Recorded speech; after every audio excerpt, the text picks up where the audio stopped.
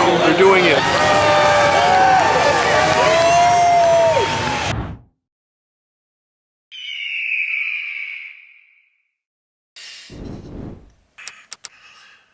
Good morning, guys. It's 5 a.m. right now. I wanted to get up early so I don't run into traffic. I'm gonna quickly get ready. I'm not gonna record any of it because I need to get ready really quickly because it's a 40-minute drive to the festival. So I'll see you guys there. All right, now we're ready. Let's go.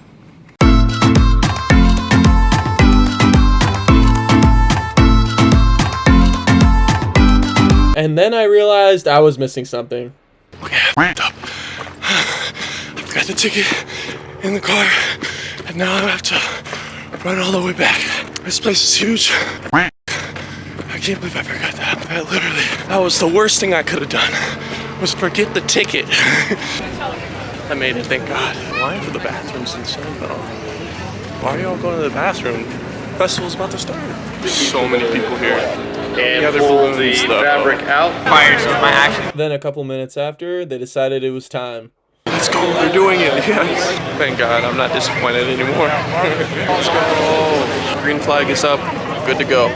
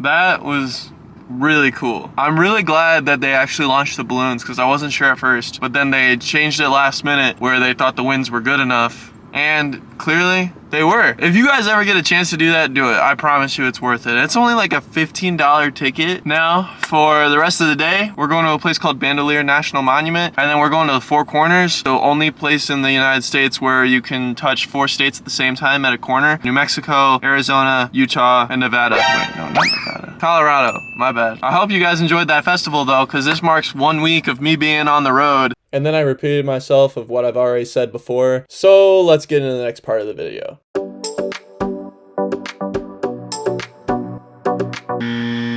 Okay, I know.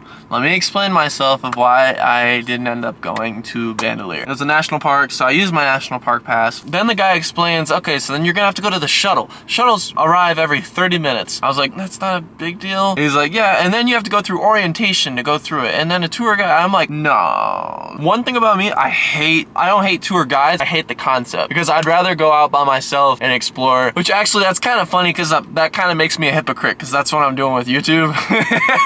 Oh shit. Oh shit. I kind of just called out myself right there. Bottom line, I don't really like that, and it would take up way too much time. It's already a 4.5 hour drive from here to Four Corners. I don't want to get there at night, so I'm gonna drive to Four Corners and then drive down to Petrified Forest into Arizona. I have a problem with falling asleep on the road. Let's not waste any more time. Let's go to Four Corners.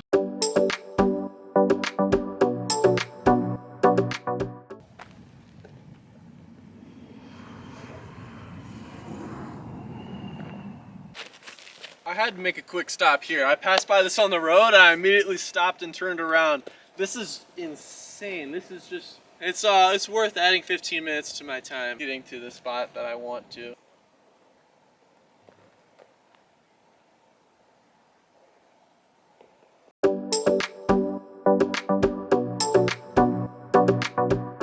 Bro, there's no way.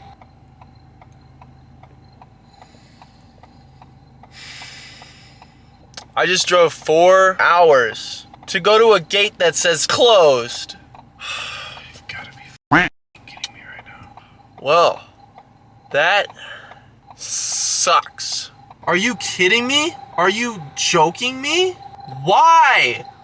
Why? I legit drove 4 fucking hours. 4 hours for a gate that says closed. Now I'm about to drive another 3 to go to Petrified Forest. I'm not even seeing the monument. I thought it was just like a thing that you walk up to. I have no words. I legit have no words.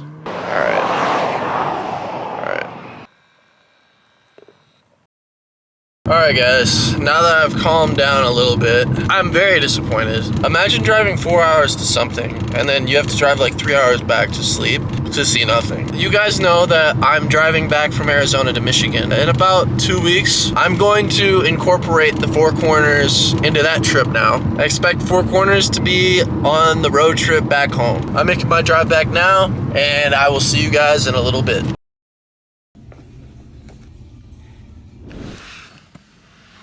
Alright guys, this is the last time I'm sleeping in my car for the road to Arizona trip until I go back home, obviously. Been a journey. It's been a crazy journey. And something I also realized is that I never went over at least some of my tips that I would give you guys for sleeping at a truck stop in your car. If you guys are avid travelers looking to not spend money on a hotel, you don't want to spend, you know, over $100 to spend one night at a place when you could just go to a truck stop to sleep in your car for free. First, when I get here, number one rule, never let anybody see that you're sleeping in your car. Like when I put my window covers on, I'm in the car putting them on, and I'm making sure that nobody's outside like looking at me. Like there's always people moving around, but those are usually passerbys. But if somebody's like already in their car or off to the side like with you or whatever, make sure they don't see you. Just as a precaution, you never know someone's intentions. Another tip, scout out the area a little bit. Make sure that there are designated parking spots for cars. Make sure you don't get towed, because most of these do have designated parking spots. Also scout out the area to make sure that it's not sketchy. I always do a lap around each truck stop just to make sure that it's a safe place. Also, I would definitely suggest a mattress, like the mattress I've been sleeping on.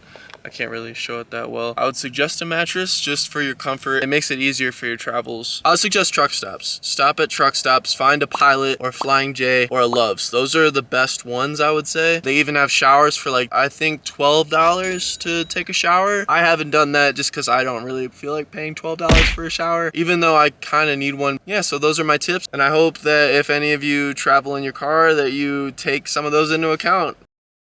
Another tip I forgot to mention, as I was going to sleep, I remembered this. This is the most important thing, I think. Make sure you park around other people. Like, make sure you park around other cars, maybe in between two cars, because when you're sleeping in your car, you never want to stand out. You don't want to be the car that stands out. I wouldn't suggest being on the end. I'd always suggest being in the middle. Always be between two cars. That's what I would suggest. That's probably the most important thing. Last night in the car, and this has been 1 week of me on the road, and tomorrow I will arrive in Arizona, my final destination, until we head back home in about 2 weeks. So yeah, I guess good night guys, and I hope you guys enjoyed day 8. So tomorrow's day 9. We're gonna go check out Petrified Forest, which is the painted desert, and I'm sure a lot of you have seen pictures of that. If not, then obviously you'll see in the video. All right, good night guys. And before the video ends, I wanted to announce that we got over 500 subscribers. Small milestone on the path to a bigger milestone. Nevertheless, thank you guys so much. And as always, don't forget to like, subscribe, and I'll see you guys next week as we continue and end the road to Arizona.